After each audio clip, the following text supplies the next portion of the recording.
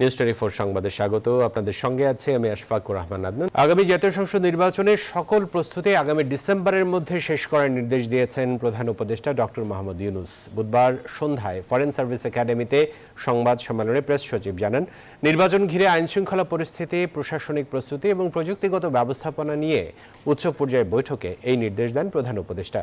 জানান, সংস্কার সহ সব প্রস্তুতি ডিসেম্বরের মধ্যে শেষ হলে রোজার আগেই হতে পারে জাতীয় নির্বাচন। গণ অভ্যুত্থানের মধ্যে নতুন বাংলাদেশের স্বপ্ন দেখছে মানুষ। প্রধান উপদেষ্টার নেতৃত্বে 1 বছর ধরে চলছে নানা সংস্কারের আলাপ। ঐকমত্য কমিশনের সঙ্গে দফায় দফায় চলছে রাজনৈতিক দলগুলোর বৈঠক। দলগুলোর ভিন্ন ভিন্ন অবস্থানে যখন নির্বাচন নিয়ে একরকম শঙ্কা, সেই বাস্তবতায় স্বস্তির খবর দিল অন্তর্বর্তী সরকার। আগামী ডিসেম্বরের মধ্যে জাতীয় নির্বাচনের সব প্রস্তুতি সম্পন্ন করার নির্দেশ দিলেন প্রধান উপদেষ্টা। আইন শৃঙ্খলা বিষয়ক যত প্রস্তুতি নির্বাচনকে ঘিরে সব প্রস্তুতি উনি নিতে বলেছেন বাই ডিসেম্বর। এই ডিসেম্বরের মধ্যে সমস্ত প্রস্তুতি শেষ করতে বলেছেন বাই ডিসেম্বর। মঙ্গলবার নির্বাচন ঘিরে আইন শৃঙ্খলা পরিস্থিতি, প্রশাসনিক প্রস্তুতি ও প্রযুক্তিগত ব্যবস্থাপনা নিয়ে উচ্চ পর্যায়ের বৈঠকে বসেন প্রধান উপদেষ্টা ডক্টর মোহাম্মদ ইউনূস। পরে ফরেন সার্ভিস একাডেমিতে সাংবাদিকদের ব্রিফ করেন প্রেস সচিব। 8 লক্ষর মতো আইন শৃঙ্খলা বাহিনীর মেম্বাররা ইলেকশন ডিউটিতে থাকবেন। উনি নির্দেশ দিয়েছেন যে এই পুরো 8 লক্ষই যাতে এই ইলেকশনটা কিভাবে হবে আর শান্তিপূর্ণভাবে ইলেকশনটা যাতে হয় সেটার প্রশিক্ষণ তাদেরকে ইনশিওর করার কথা বলেছেন, যে তাদেরকে প্রশিক্ষণ করতে হবে এবং এই কাজটা করতে হবে ডিসেম্বরের মধ্যে। সংস্কার ও প্রাথমিক প্রস্তুতি শেষ হলে রোজার আগেই নির্বাচন আয়োজন হতে পারে বলে জানায় প্রেস উইং। এ লক্ষ্যে ইন্টারনেট সংযোগ সচল রেখেই নির্বাচন পরিচালনার পরিকল্পনা নেওয়া হয়েছে। পুলিশের বডি ক্যাম রাখার জন্য এবং প্রত্যেকটা কেন্দ্র যাতে সিসিটিভির আওতায় আসে, যদি সংস্কারগুলো হয় সেরকম যদি প্রস্তুতি নেওয়া যায় তাহলে ফেব্রুয়ারির রোজার আগেও হতে পারে, এটা বলা হয়েছে। বিগত 3 নির্বাচনে দায়িত্বে থাকা কর্মকর্তাদের বাদ দিয়ে এবার নতুনদের দিয়ে নির্বাচন পরিচালনার সিদ্ধান্ত এসেছে বৈঠক থেকে। সুষ্ঠু ও বিশ্বাসযোগ্য নির্বাচনের আশ্বাস দিয়ে প্রেস সচিব বলেন, নির্বাচন যেন কোনোভাবেই প্রশ্নবিদ্ধ না হয় সেজন্য এমন কঠোর প্রস্তুতি নেওয়া হচ্ছে। 18 থেকে 33 বছর বয়সীদের আলাদা voting booth. Zubayer Sani, news 24, Dhaka. স্থানীয় নির্বাচনে থাকছে না দলীয় প্রতীক। এরই মধ্যে এ সংক্রান্ত একটি অধ্যাদেশের খসড়া মন্ত্রিপরিষদ বিভাগে পাঠিয়েছে মন্ত্রণালয়। এর ফলে রাজনৈতিক দলগুলো এখন আর আনুষ্ঠানিকভাবে কোনো প্রার্থী মনোনয়ন দিতে পারবে না। সংস্কার কমিশনের প্রধান অধ্যাপক তোফায়েল আহমেদ জানান, মনোনয়ন বাণিজ্য বন্ধ হলেই দলীয় প্রতীক বাদ দেওয়ার সুপারিশ করেছিলেন তারা। সাধারণ ভোটাররা বলছেন, এতে একদিকে হানাহানি কমবে, অন্যদিকে নির্বাচনে আগ্রহী হবেন নির্দলীয় প্রার্থীরা। নাইম আল জিকর প্রতিবেদন। সিটি কর্পোরেশন, উপজেলা, পৌরসভা ও ইউনিয়ন পরিষদে দলীয় প্রতীকে নির্বাচন বিধান বাতিল হচ্ছে। বিদ্যমান 4টি আইনের সংশ্লিষ্ট ধারা বাতিল করে নতুন অধ্যাদেশ করতে যাচ্ছে অন্তর্বর্তী সরকার। এর ফলে রাজনৈতিক দলগুলো স্থানীয় সরকার নির্বাচনে আনুষ্ঠানিকভাবে কোনো প্রার্থী মনোনয়ন দিতে পারবে না, সবাই হবে নির্দলীয়। এই পদ্ধতিকে সাধুবাদ জানিয়েছেন সাধারণ মানুষ। বলেন, এমনটা হলে আগ্রহ বাড়বে ভোটারদের। স্থানীয় নির্বাচন দলীয় প্রতীক ছাড়া উন্মুক্ত হওয়া উচিত। নিরপেক্ষ নির্বাচন, সুষ্ঠু একটা নির্বাচন আমরা দেখতে চাইতেছি। দলীয় প্রতীক থাকলে মনে এক পক্ষ এক পেশে হয়ে যায়, হ্যাঁ, আর দলীয় প্রতীক না থাকলে সর্বদলীয় সবাই সমর্থন করতে পারে। দীর্ঘদিন ধরে স্থানীয় সরকার নির্বাচনে দলীয় প্রতীকের ব্যবহার বন্ধের দাবি জানিয়ে আসছিল বিভিন্ন রাজনৈতিক দল। এই বিধান বাদ দিলে রাজনৈতিক দলের সঙ্গে সরাসরি সম্পৃক্ত নয় এমন অনেক যোগ্য ব্যক্তিও নির্বাচনে আগ্রহী হবেন বলে মনে করছেন স্থানীয় রাজনীতিবিদরা। জেনারেল পিপলের কাছে সাধারণ গ্রহণযোগ্যতা যার বেশি, সেই স্থানীয় সরকার নির্বাচন করবে। This is not the symbol of political.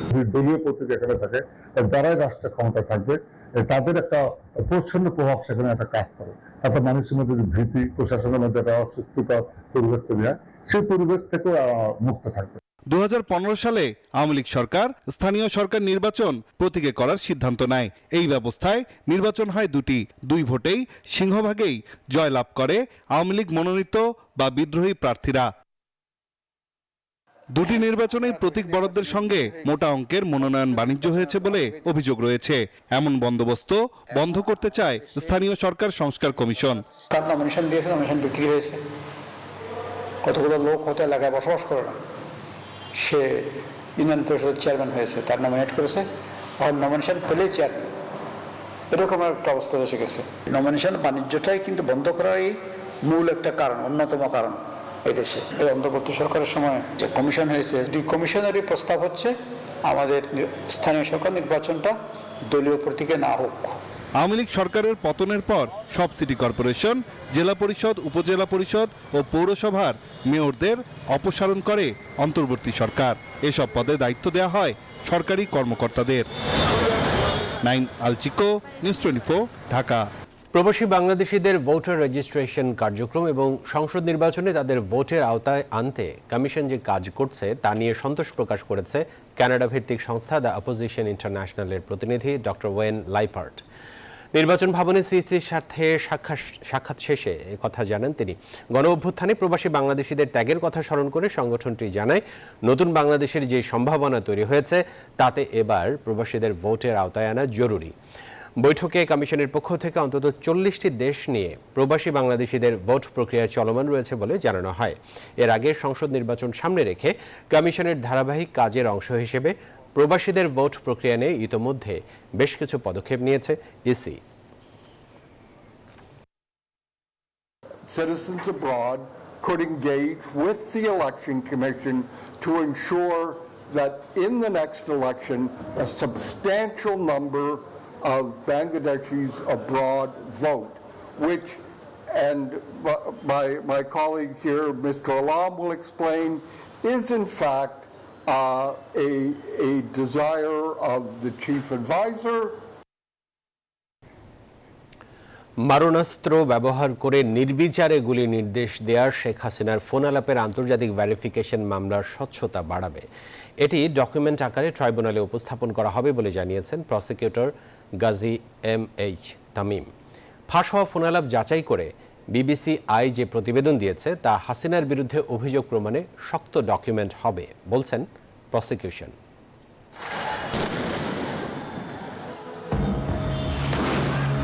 ক্ষমতার মসনদ তাসের ঘরের মতো ভেঙে পড়তে দেখে আন্দোলন দমাতে নিরাপত্তা বাহিনীকে প্রাণঘাতী অস্ত্র ব্যবহারের সরাসরি নির্দেশ দেন শেখ হাসিনা।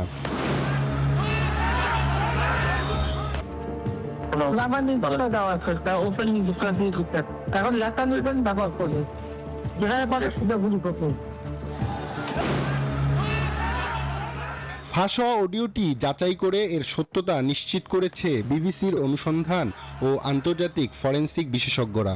তাদের মতে এটি এডিট বা কৃত্রিমভাবে তৈরি করা হয়নি। কণ্ঠস্বরটি শেখ হাসিনার বলে শনাক্ত করেছে সিআইডিও। এর আগেও ফাঁস হওয়া শেখ হাসিনার বেশ কয়েকটি ফোনালাপে এমন আরও হত্যার নির্দেশনা ছিল, যার ফরেনসিক সত্যতা নিরূপণ করেছিল সিআইডি। তবে ফোনালাপের সত্যতা নিয়ে প্রশ্ন তুলেছিল ঘাপটি মেরে থাকা ফ্যাসিস্টের দোসররা, কিন্তু এবার আর সেই সুযোগ থাকলো না। শেখ হাসিনার এই ফোন আলাপের আন্তর্জাতিক ভেরিফিকেশন মামলার স্বচ্ছতা বাড়াবে বলে জানিয়েছেন ট্রাইব্যুনালের প্রসিকিউটর। সেই সঙ্গে এটি ডকুমেন্ট আকারে ট্রাইব্যুনালে উপস্থাপন করা হবে বলেও জানান তিনি। বিবিসি থেকে এই নিউজটাও ব্রডকাস্ট হয়েছে এবং তারাও তাদের ইনভেস্টিগেশনে এই ভয়েসের সত্যতা পেয়েছেন। অতএব ইউএন এটাকে সার্টিফাই করেছেন যে এই ঘটনার সময় 1400 মানুষ নিহত হয়েছে। প্রমাণ আমরা ট্রাইব্যুনালে দাখিল করেছি, যদি চার্জ ফ্রেম হয় আমরা সেটা সাক্ষ্যের মাধ্যমে ট্রাইব্যুনালে উপস্থাপন করব। এই অডিওকে মানবতা অপরাধের মামলার গুরুত্বপূর্ণ প্রমাণ হিসেবে দেখছে আন্তর্জাতিক অপরাধ ট্রাইব্যুনাল। যে কোনো এনজিও অথবা সরকারি কোনো সংস্থা থেকে যদি এই ধরনের রিপোর্ট প্রকাশিত হয়, তাহলে ট্রাইব্যুনাল কোনো প্রমাণ ছাড়াই তাদের জুডিশিয়াল নোটিশ এবং কমন নলেজে এই ধরনের ঘটনার কে সাক্ষ্য হিসেবে গ্রহণ করতে পারে। এদিকে শেখ হাসিনার বিরুদ্ধে হত্যা মামলার অভিযোগ গঠনের বিষয়ে 10 জুলাই আদেশ দেবেন আন্তর্জাতিক অপরাধ ট্রাইব্যুনাল 1। শেখ হাসিনা ছাড়াও এ মামলার অপর 2 আসামি হলেন সাবেক স্বরাষ্ট্রমন্ত্রী ও পুলিশের সাবেক আইজিপি। আব্দুল্লাহ মামুন, নিউজ 24, ঢাকা। গণহত্যার জন্য শুধু শেখ হাসিনা নয়, দলীয়ভাবে আওয়ামী লীগেরও বিচার চাইলেন বিএনপি মহাসচিব। বুধবার দুপুরে রাজধানীর নিউরোসায়েন্স হাসপাতালের সামনে সাংবাদিকদের সাথে আলাপকালে একথা বলেন তিনি। বিএনপি মহাসচিব বলেন, নির্বাচন আর সংস্কার কখনো সাংঘর্ষিক নয়। এ সময় দেশের স্বার্থে সব রাজনৈতিক দলের ঐক্যবদ্ধ থাকারও আহ্বান জানান মির্জা ফখরুল ইসলাম আলমগীর। দীর্ঘদিন ধরে অসুস্থ হয়ে আগারগাঁও নিউরোসায়েন্স হাসপাতালে ভর্তি বিএনপি চেয়ারপারসনের উপদেষ্টা কাউন্সিলের সদস্য বীর মুক্তিযোদ্ধা আব্দুল কুদ্দুস ও অধ্যাপক ডাক্তার সিরাজউদ্দিন। বুধবার তাদের দেখতে রাজধানীর আগারগাঁওয়ে নিউরোসায়েন্স হাসপাতালে যান বিএনপি মহাসচিব মির্জা ফখরুল ইসলাম আলমগীর। এ সময় তিনি আব্দুল কুদ্দুস ও অধ্যাপক ডাক্তার সিরাজউদ্দিনের চিকিৎসার খোঁজ খবর নেন। পরে গণমাধ্যমের সঙ্গে কথা বলেন। বিএনপি মহাসচিব বলেন, সংস্কার আর নির্বাচন সাংঘর্ষিক নয়। যারা ফেব্রুয়ারিতে নির্বাচন চায় না, তাদের আরও ভেবে দেখা উচিত। যারা মনে করেন যে নির্বাচন প্রয়োজন নেই, আমার মনে হয় তারা আবার চিন্তা করবেন। নির্বাচন প্রয়োজন জনগণের জন্য। সরকার একটা নির্বাচিত সরকার দরকার, যে নির্বাচিত সরকারের সঙ্গে জনগণের সম্পর্ক থাকবে। এক প্রশ্নের জবাবে মির্জা ফখরুল বলেন, ফ্যাসিবাদের পক্ষে যারা কাজ করেছে তাদের সবার বিচার করতে হবে। তিনি ও তার সঙ্গে যারা এই হত্যাকাণ্ডের সঙ্গে, গণহত্যার সঙ্গে এবং এই ফ্যাসির আক্রমণের সঙ্গে জড়িত, তাদের প্রত্যেকেরই বিচার হবে। সেই হিসাবে দল যদি আইনের আওতায় নিয়ে এসে দলও যদি এমন দেখা যায় যে দলগত হিসাবে, তাহলে অবশ্যই তাদের বিচার হওয়া উচিত বলে আমি মনে করি। জনগণ নির্বাচন চায় উল্লেখ করে বিএনপি মহাসচিব বলেন, এ কারণে গণতন্ত্রের জন্য লড়াই করে আসছে বিএনপি। গণতন্ত্রের সবচেয়ে বড় শক্তি যদি কেউ থাকে সেটা হচ্ছে বিএনপি, এবং সবচেয়ে বেশি লড়াই যদি কেউ করে গণতন্ত্রের জন্য সেটা বিএনপি। বাংলাদেশে এক দলীয় শাসন ব্যবস্থা থেকে বিএনপি নিয়ে এসেছে আপনার বহুদলীয় গণতন্ত্রে। পরে শিল্পী ফরিদা পারভিনকে দেখতে ইউনিভার্সাল মেডিকেল কলেজ হাসপাতালে যান বিএনপি মহাসচিব। এ সময় চেয়ারপারসন ও ভারপ্রাপ্ত চেয়ারম্যানের পক্ষে আর্থিক সহায়তাও করা হয়। মাহমুদ হাসান, নিউজ 24, ঢাকা। জাতীয় নাগরিক পার্টির আহ্বায়ক নাহিদ ইসলাম বলেছেন, ভারত যদি বাংলাদেশের সাথে সৌহার্দ্যপূর্ণ সম্পর্ক চায়, তবে সেটা সমতা ও ন্যায্যতার ভিত্তিতে হতে হবে। বুধবার দুপুরে চুয়াডাঙ্গার শহীদ হাসান চত্বরে পথসভায় একথা বলেন তিনি। বলেন, ভারতের অখণ্ডতা ও সার্বভৌমত্ব বাংলাদেশের উপর নির্ভরশীল। খুনি হাসিনাকে আশ্রয় দেওয়ার জন্য ভারতকে জবাবদিহি করতে হবে বলে মন্তব্য করেন তিনি। এছাড়া চুয়াডাঙ্গাতে এখনও যারা স্বৈরাচারী আমলের মতো চাঁদাবাজি করছে, তাদের বয়কট করার আহ্বান জানান নাহিদ। এর আগে চুয়াডাঙ্গার আলমডাঙ্গা ও হাট বোয়ালিয়ায় সভায় অংশ নেন এনসিপির কেন্দ্রীয় নেতারা।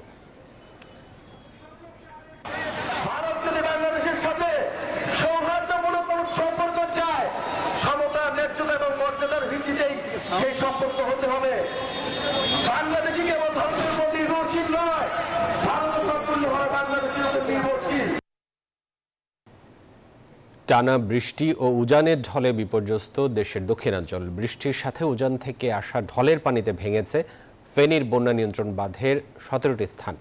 পানির তোড়ে প্লাবিত কমপক্ষে 20টি গ্রাম। নোয়াখালীতেও বন্যা নিয়ন্ত্রণ বাঁধে দেখা দিয়েছে ভাঙন। বৈরী আবহাওয়ায় সমুদ্র বন্দরগুলোকে 1 নম্বর স্থানীয় সতর্কতার সংকেত দেখিয়ে যেতে বলা হয়েছে। বিস্তারিত দেখুন ডেস্ক রিপোর্টে। ভারী বৃষ্টি ও উজানের ঢলে ফেনীর মুহুরী, কহুয়া ও সিলোনিয়া নদীর বন্যা নিয়ন্ত্রণ বাঁধের 17টি স্থান ভাঙন দেখা দিয়েছে। এতে 2 উপজেলার অন্তত 20টি গ্রাম প্লাবিত হয়েছে। ভোগান্তিতে হাজারো মানুষ। বুধবার সকাল 9টা পর্যন্ত 24 ঘন্টায় সর্বোচ্চ 306 মিলিমিটার বৃষ্টিপাত রেকর্ড করা হয়েছে। মঙ্গলবার রাত থেকে পরশুরাম ও ফুলগাজী উপজেলার লোকালয়ে পানি প্রবেশ করে। এসব এলাকায় যোগাযোগ ব্যাহত হচ্ছে। পানিবন্দী কয়েক হাজার পরিবার। আমাদের সামান নষ্ট হয়, দোকানদারের সামান নষ্ট হয়, খুবই ক্ষতিগ্রস্ত আমরা। হঠাৎ করে 10 মিনিটের মধ্যে বাজারে এমন পরিমাণ পানি উঠছে যে আমরা মাছগুলোকে কোনো দিকে সরাবো এরকম কোনো টাইম পাইনি। টানা বৃষ্টিতে জলাবদ্ধতায় নাকাল নোয়াখালীবাসী। জেলার প্রধান সড়কে এবং বাসাবাড়িতে জমেছে পানি। দুর্ভোগে শিক্ষার্থী ও সাধারণ মানুষ। কিন্তু রাস্তার যে অবস্থা, পানিতে কোনো গাড়ি চলতেছে না, হাঁটু পরিমাণ পানি। গুরুত্বপূর্ণ যেসব জায়গাগুলো আছে সবগুলো প্রায় গত 3 দিনের বৃষ্টিতে হাঁটু পানিতে ডুবে আছে। প্রশাসনের দৃষ্টি আকর্ষণ করছে যে অতি দ্রুত এখানে ড্রেনেজটা পরিষ্কার করে পানিগুলো যেন এখান থেকে সরিয়ে নেয়, মানুষ যেন অতি সুন্দরভাবে এখানে বসবাস করে। বরিশালে 2 দিনের টানা বৃষ্টিতে 24 ঘন্টায় 160 মিলিমিটার বৃষ্টিপাত রেকর্ড করা হয়েছে। বৃষ্টির কারণে বেশ কয়েকটি প্রধান সড়ক ও অলিগলিতে জলাবদ্ধতার সৃষ্টি হয়েছে। এদিকে বেনাপোলে টানা 7 দিনের বৃষ্টিতে বন্দরে ওপেন ইয়ার্ড এবং বিভিন্ন গুদাম বা শেডের সামনে পানি জমে পণ্য লোড আনলোড চরমভাবে বিঘ্নিত হচ্ছে। এই ঘটনায় কয়েকটি প্রবেশ গেট সাময়িকভাবে বন্ধ করে দিয়েছে কর্তৃপক্ষ। কয়েকদিনের টানা বৃষ্টিতে সাতক্ষীরা পৌরসভার অধিকাংশ ওয়ার্ডে ভয়াবহ জলাবদ্ধতার সৃষ্টি হয়েছে। এতে ভোগান্তিতে হাজারো পরিবার। সর্বশেষ 24 ঘন্টায় 102 মিলিমিটার বৃষ্টিপাত রেকর্ড করা হয়েছে। মৌসুমী বায়ুর প্রভাবে সৃষ্ট এই বৃষ্টি আরও বেশ কয়েকদিন অব্যাহত থাকবে জানিয়েছে আবহাওয়া অধিদপ্তর। শান্তা ইসলাম, ডেস্ক রিপোর্ট, নিউজ 24। ফেনীর বন্যা কবলিত 2 উপজেলার প্রায় 114টি পরিবারের 407 জন সাইক্লোন সেন্টারে আশ্রয় নিয়েছেন। বন্যা কবলিতদের জন্য মোট 29,500,000 টাকা বরাদ্দ দিয়েছে সরকার। সচিবালয়ের সংবাদ সম্মেলনে দুর্যোগ ব্যবস্থাপনা ও ত্রাণ উপদেষ্টা ফারুকী আজম এসব তথ্য জানান। এবং ফেনীর উপরে ত্রিপুরা অঞ্চলে প্রচুর বৃষ্টিপাত হয়েছে। পরশুরাম এবং ফুলগাজী, ফেনীর এই সমস্ত গ্রামগুলি প্লাবিত হয়েছে। সাইক্লোন শেল্টারে নিয়ে আসা হয়েছে এবং সেখানে 347 জনকে খাবার দেওয়া হচ্ছে, রান্না করা খাবার, এবং কিছু কিছু জায়গাতে আমরা শুকনো খাবারও বিতরণ করা হয়েছে। এদিকে কক্সবাজারের হিমছড়ি সমুদ্র সৈকতে গোসল করতে গিয়ে নিখোঁজ চট্টগ্রাম বিশ্ববিদ্যালয়ের আরও এক শিক্ষার্থীর মরদেহ উদ্ধার করা হয়েছে। এ নিয়ে নিখোঁজ 3 জনেরই মরদেহ উদ্ধার করা হলো। এর আগে 2 দিনে আরও 2 জনের মরদেহ উদ্ধার করা হয়। এদিকে চট্টগ্রাম শহরের হালি শহরের আনন্দপুর এলাকায় নালায় পড়ে নিখোঁজ 3 বছরের এক শিশুর মরদেহ উদ্ধার করে ফায়ার সার্ভিসের কর্মীরা।